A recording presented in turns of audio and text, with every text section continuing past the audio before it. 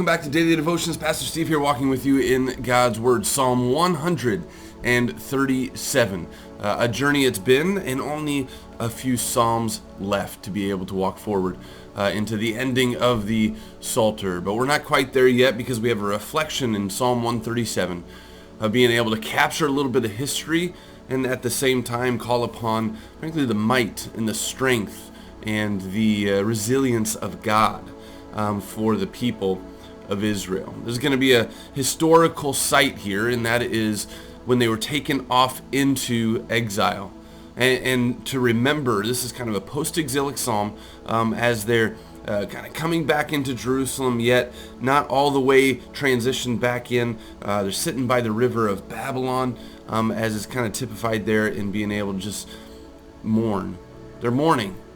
Not necessarily mourning that time coming back to Jerusalem. What a great provision of God that is.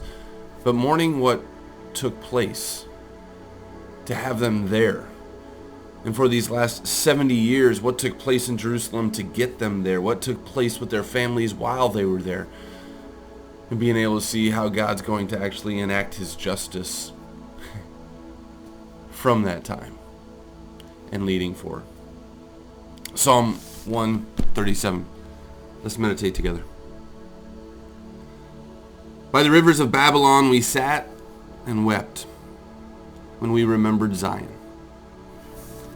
There in the poplars we hung our harps, for there our captors asked us for songs. Our tormentors demanded songs of joy. They said, "Sing us one of the songs of Zion." How can we sing the songs of the Lord while in a foreign land?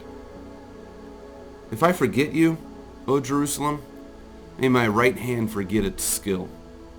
May my tongue cling to the roof of my mouth if I do not remember you, if I do not consider Jerusalem my highest joy. Remember, O Lord, what the Edomites did on the day Jerusalem fell? Tear it down, they cried. Tear it down to its foundations. O daughter of Babylon, doomed to destruction, happy is he who repays you for what you have done to us. He who seizes your infants and dashes them against the rocks. Wow. Right, that everything was okay. We're not going to sing a song for you. The vengeance is the Lord's. You're going to actually bring about destruction upon Babylon, kind of a figurative reality. Yes, really, truly Babylon, but also the Edomites, the enemies of Israel. You're going to take that justice, O Lord. But whoa, that last verse, being able to say, wow, talking about infants, talking about murdering, talking about warfare. That was the reality. That was the picture of the Edomites and what they did to Jerusalem.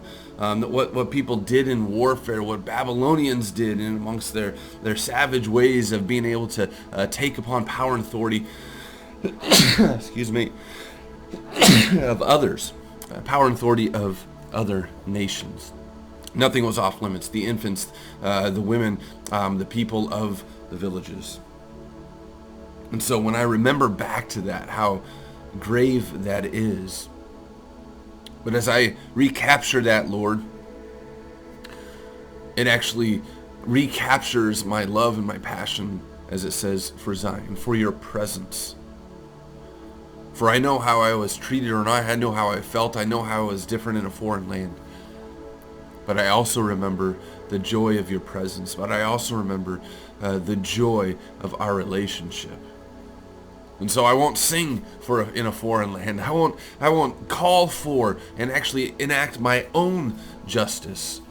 But I remember who you are. And I will sing praises to you as I return back to Jerusalem. I will celebrate our relationship, and I will understand that it isn't going to be my action that's going to ever right something, but rather your action, God.